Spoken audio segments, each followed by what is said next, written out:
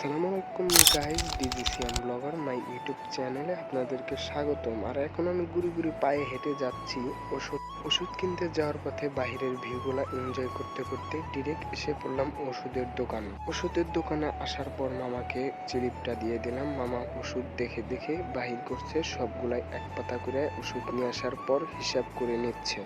হিসাব করার পর কয় টাকা বিল হচ্ছে হিসাব করে আমাকে টাকা এবং ওষুধ সহ দিয়ে দিল। ওষুধ এনে কাউসার বাইক দিয়ে আমার অনেক খিদা লেগেছে, তার জন্য আমি মামার দোকানে এসে পড়লাম।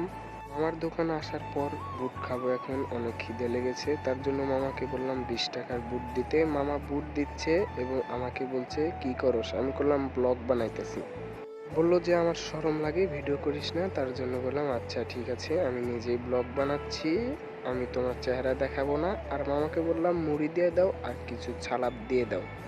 সো মামা মুড়িও দিল, সালাদও দিল। মুড়িটা আমি নিয়ে দোকানে এসে পড়লাম, আর মুড়িটা আমার দিকে তাকায় আছে। পেট ভরা খাইয়ে নিলাম। খাওয়ার পরে তো অনেক ভালোই লাগছিল। ভিডিওটি ভালো লাগলে চ্যানেলটি সাবস্ক্রাইব করুন।